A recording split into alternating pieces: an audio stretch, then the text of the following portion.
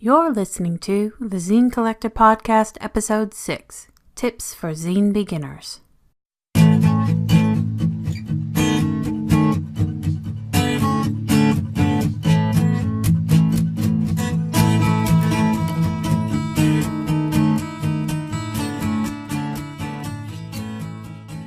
Hello, Zine friends! If you're new here, welcome to the Zine Collector, and if you have listened and or watched before, welcome back. I am your host, Jaime Nyx. Let's talk about zines, or as I usually do, ramble a little bit before actually talking about zines.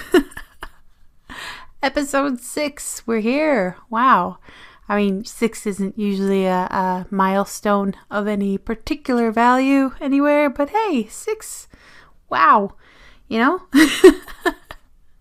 I told you I'd still be impressed by every single episode as if it was a milestone. As usual, thank you for all of the feedback on the last episode. It did bring up some interesting discussions and some feelings, both positive and negative. So thank you for everyone who chatted with me, who let me know that it made them think about things and evaluate things and let me know their opinions on that sort of thing, on the various topics we covered, because we definitely covered a lot. And thank you again to Sober Bob. I never thought that I would actually ever interview anyone on this show due to social anxieties and things like that. And I really have to thank Sober Bob, because she helped make that experience make sure the experience caused as little anxiety as possible. Worked with me a lot. Just acknowledged a lot of what I was feeling and that sort of thing. And really, sometimes just knowing that the other person knows and understands can go a long way. And Sober Bob definitely did that. I don't know that interviews will happen again. They might not.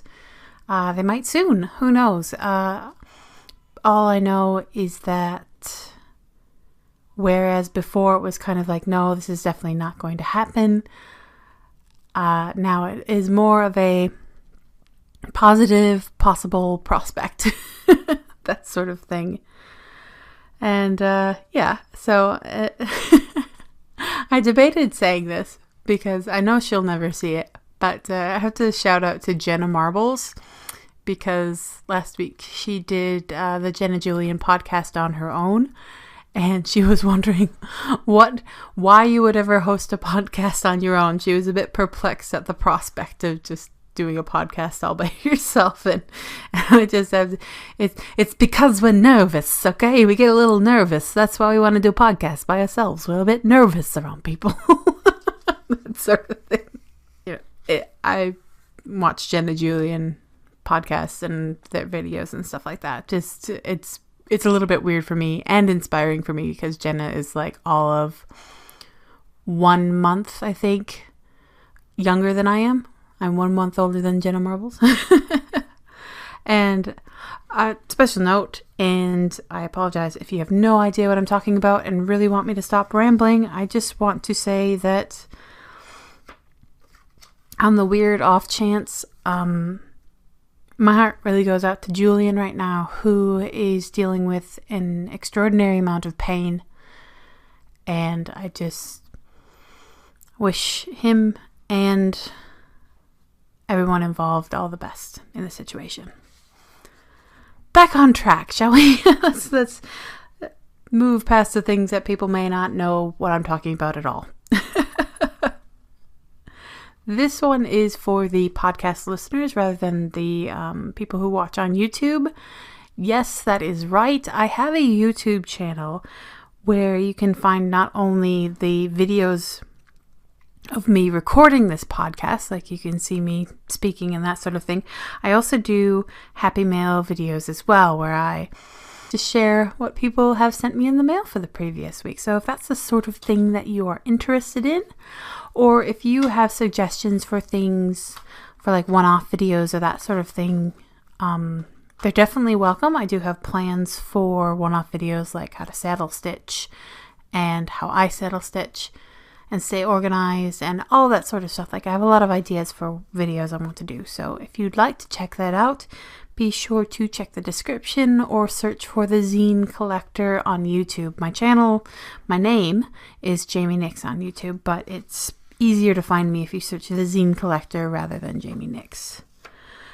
Now, the last item in news and announcements is that episode 7 of the Zine Collector will be delayed.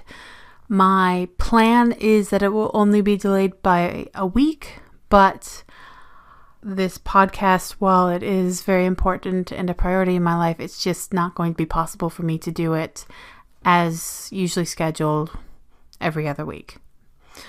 So I'm hoping to be back on April 11th, but I'm only 98% sure that I'll be able to do it.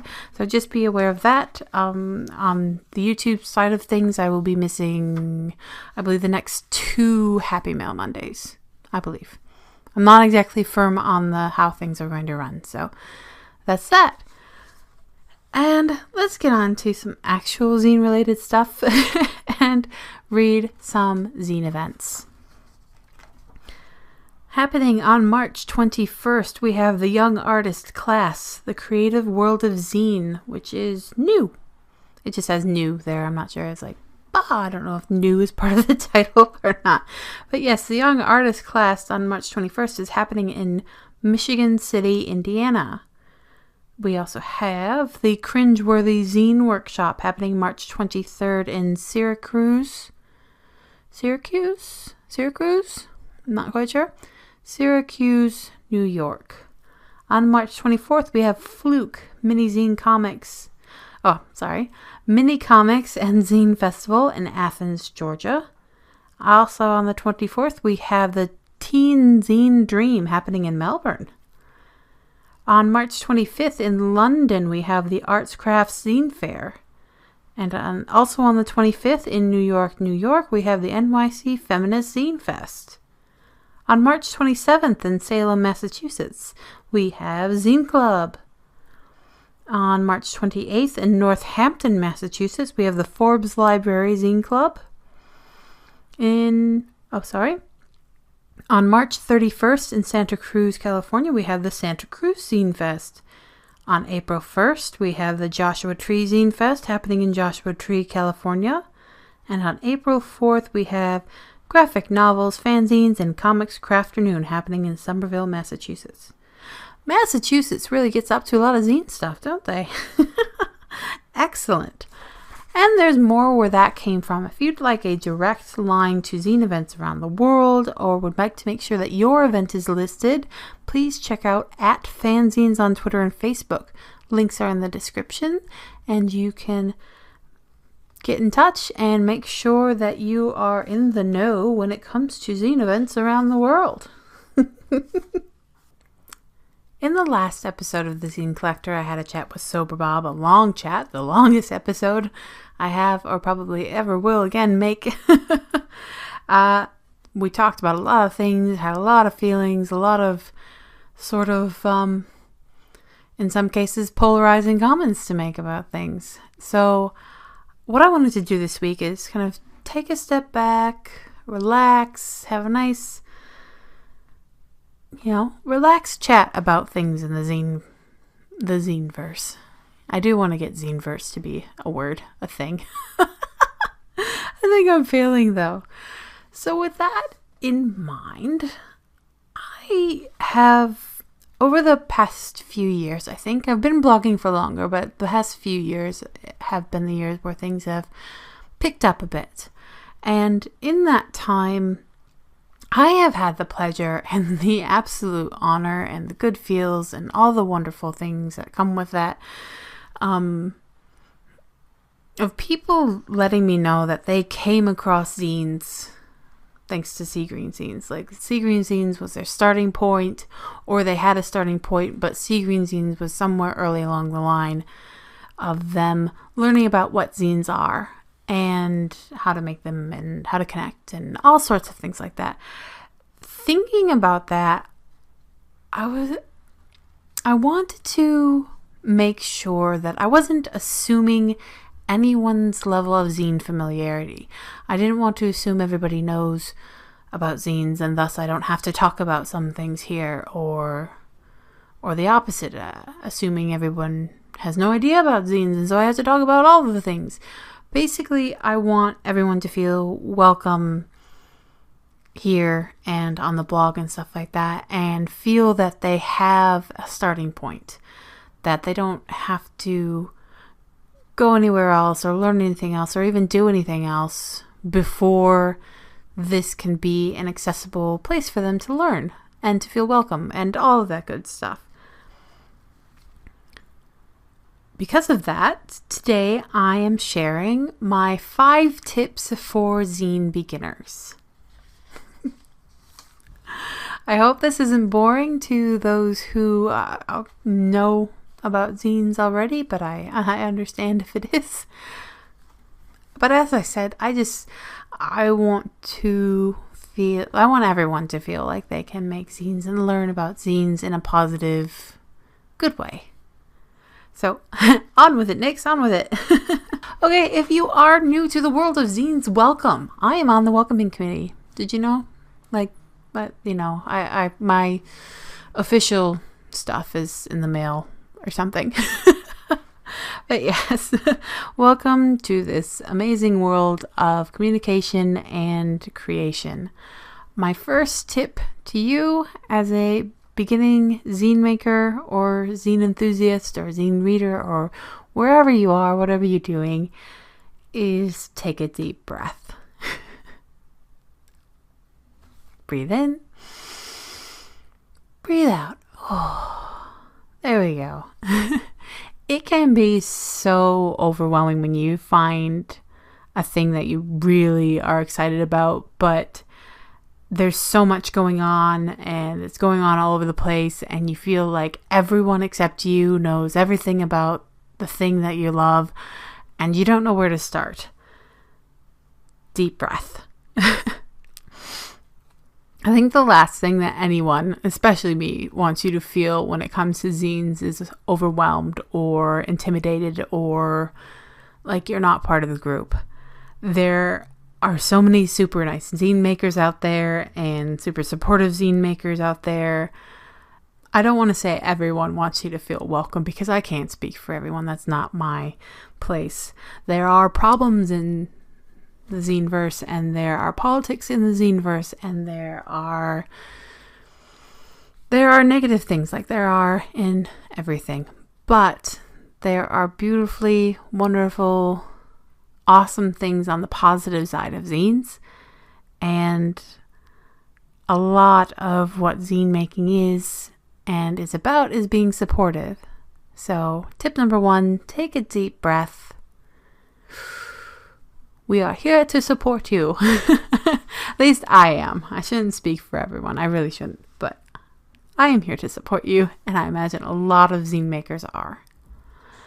My second tip for getting started with zine making is very closely related to the first, and it's about avoiding getting overwhelmed. And that tip is, don't get ahead of yourself. When I first find something I really like, my habit is to completely submerge myself in that subject. I need to know all the things, all the steps, all the tutorials must be in my brain. I want to know every step of the way. And while enthusiasm is a really good thing, doing it the way that I usually do it, to the extreme that I take it, is not the way to go. It is the path to being overwhelmed. Like I said, enthusiasm is a great thing, but investigating online shop fronts or getting frustrated with overseas postage costs are not stresses you need to invite into your life when you're just starting out, or even early on, really. I'm not sitting here trying to dictate to you the exact point of when to open a shop front. I am not that person, and no one is that person. You need to make decisions for you. What I'm trying to say is that hyper focusing on something, on every step of something, is not only inviting stress and overwhelm into your life, it can also be, even if it's unintended, a means of procrastination and distracting yourself from actually making a zine. Now, you may already have a shop front. You may want to start with a shop front. That's okay. Like I said, I'm not dictating to you what to do. All I'm saying is that if you're coming from scratch, take a breath. Don't get ahead of yourself. Enjoy. It's meant to be a good thing. A relaxed, fun thing. Don't worry about the politics right now. Learn to love the craft before getting tangled in the webs that come with the other stuff. Well, the next tip is technically number 3 on the list. I feel like it is the top or number 1 tip in a lot of ways. If you're taking your breath and you're not getting ahead of yourself and you're still wondering what to do with all of that excited energy you have, the thing you can throw your energy into is number 3, read zines. This is absolutely important, absolutely vital. Reading zines is really the best way to get a feel for what zines are. Get your hands on as many as you can. Well, as many as you want, as many as you're able, all that sort of stuff. But read zines. Read all of the zines. Grab zines that you know you're going to love because they're on topics that you love, and then grab some zines that you're not sure you're going to love.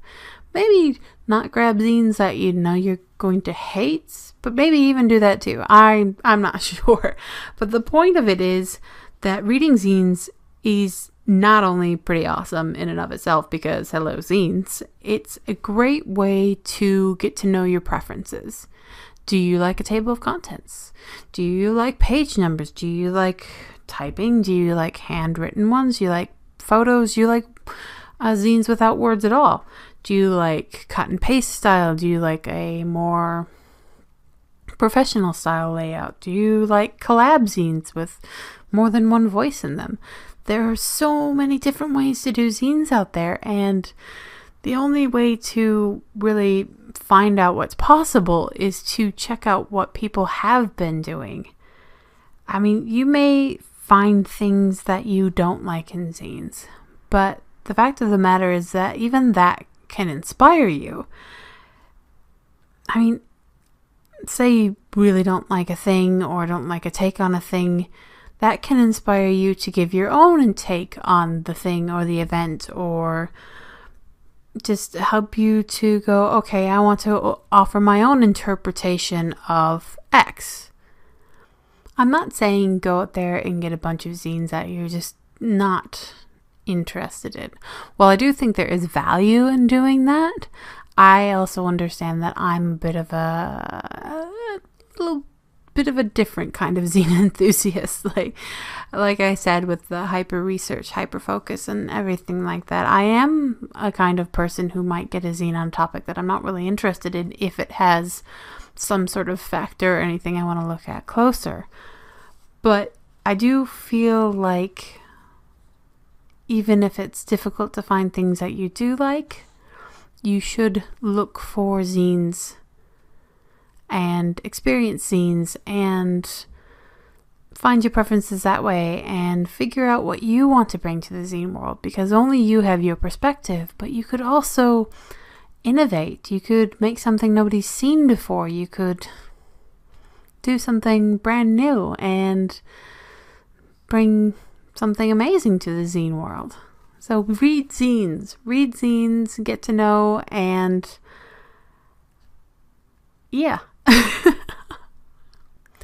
There are a heap of places, so many places to find zines. If you're at all wondering, where do I start? What do I do?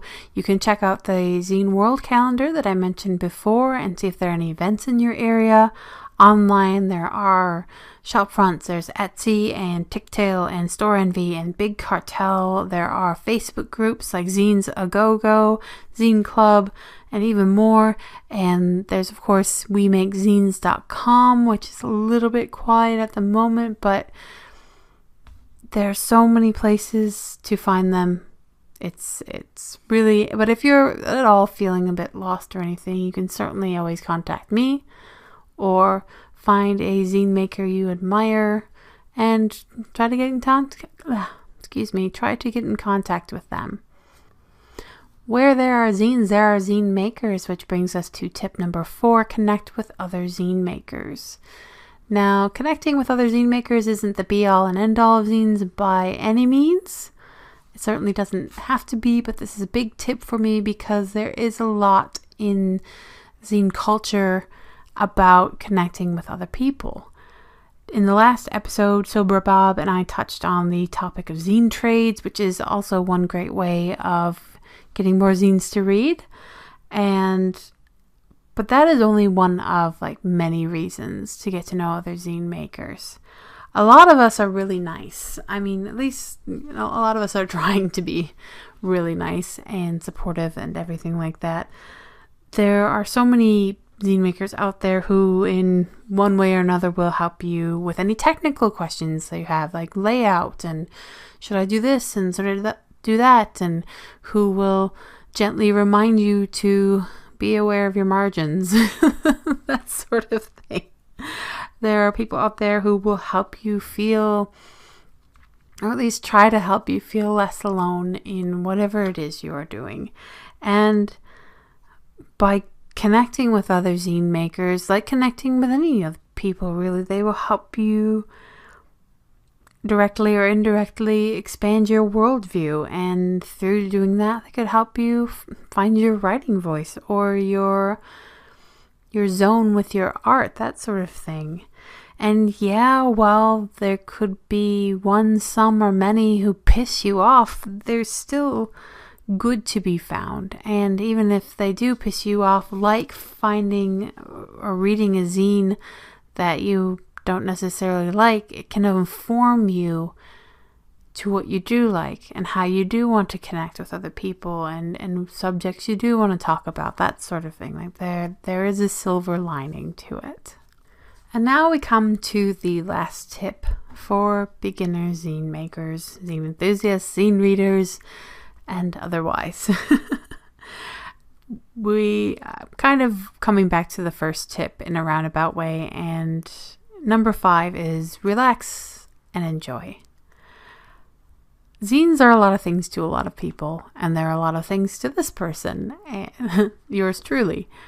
But I think most of all, they should be something you enjoy making. Like, no one's forcing you to make zines. Or if they are, that's really weird. Like, talk to someone else, because that's weird. Zines are something that, whether you've been making zines for 10 years or 10 minutes, you can, in making them, shove away negativity, shove away the world for a while, or embrace the world for a while, and make something. Be creative. Do the thing.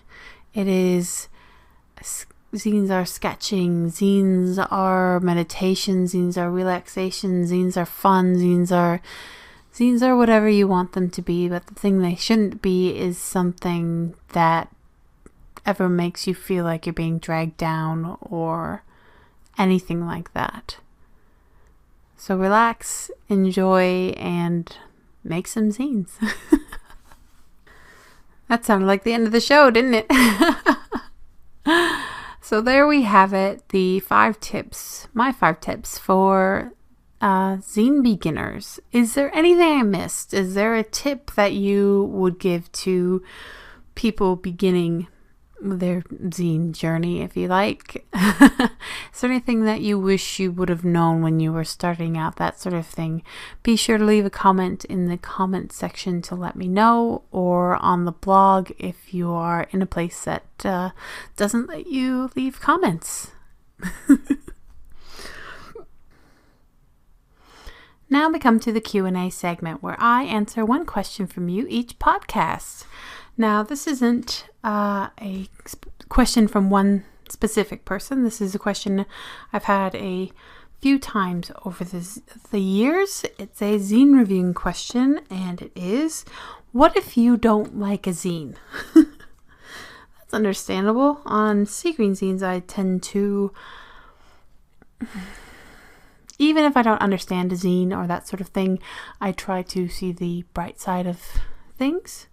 It's usually really easy because I love zines, but the fact of life is that you can't please everyone all the time, and thus even I come across a zine that I don't like. It's actually very rare for me to have a zine that I just outright don't like. What happens more often for me is that I come across a zine that doesn't make me feel a lot or think a lot, or like I enjoy it for what it is, but I don't have a lot to say about it. And that's where that's where any problems come in, because if I don't have anything to say about it, then now am I supposed to review it with any amount of enthusiasm? But to actually answer the question, if there's a zine that I don't like, and there have been a couple over the years, I don't review it. It's as simple as that. I don't review it. There are a lot of places that will put negative reviews out there. It's just not something I feel I want to do at the moment. I might change that policy in the future, but it's not for me. I will sometimes feel neutrally about a zine, but if I just outright dislike something, I won't review it. I mean, I was slightly horrified by the person who suggested that, I might throw their poetry zine in the fire if I don't like it. If there's a zine I don't like, even if I really don't like it, I will pass it on. Like, I will try to find a good home for it. There's like a golden rule with zines for me, and this is something someone has created, and I will treat it with the due respect. That I would hope that no one ever burned any of my zines, and thus I would never burn someone else's zines. But that's a bit of a side tangent. Zines, I mean, I have quite a few come through, so any that, whether I review or don't review, they get passed on. Not all of them, but some get passed on to, the good homes, that sort of thing.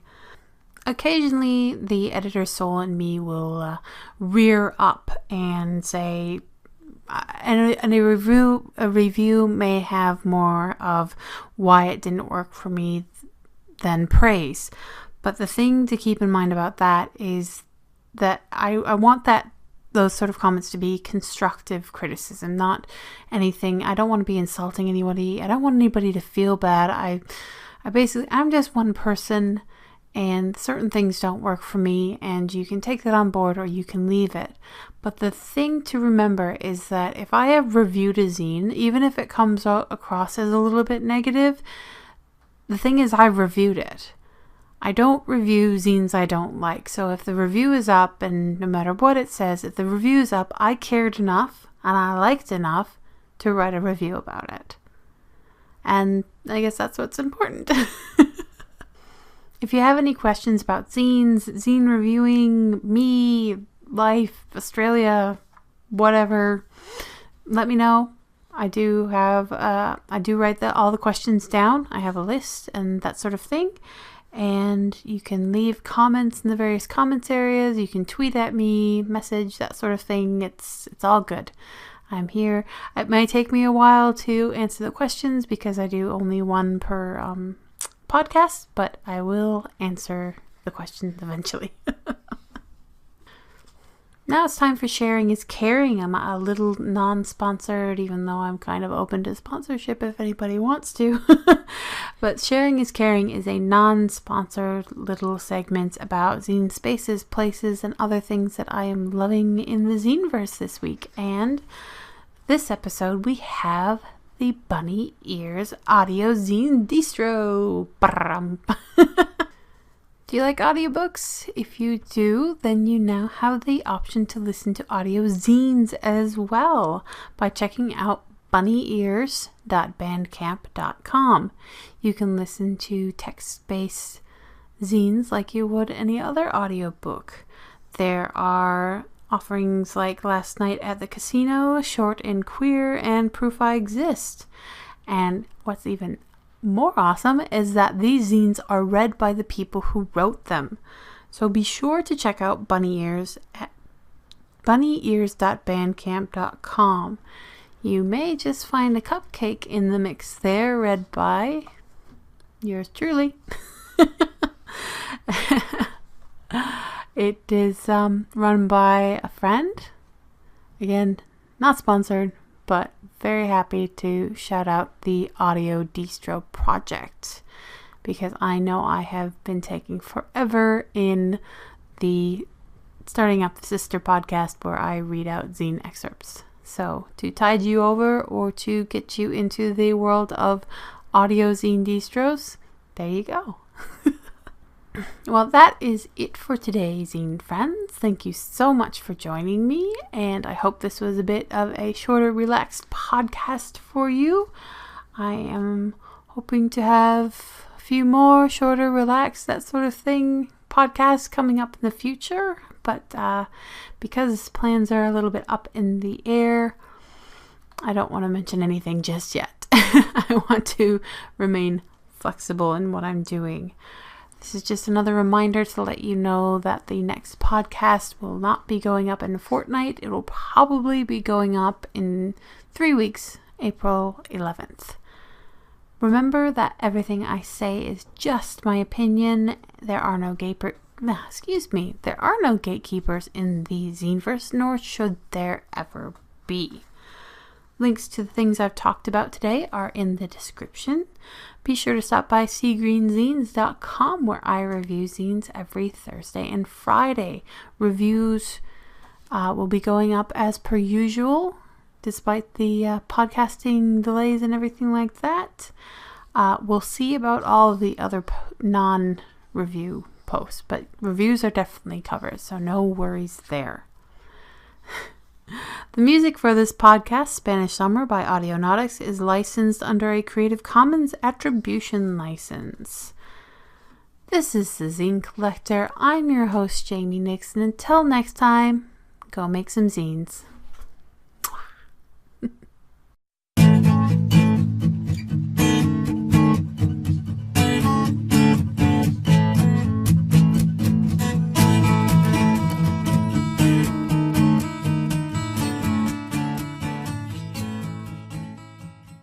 So, episode 6 was huge. Episode 5 was huge. Oh my god, I'm starting all the way over.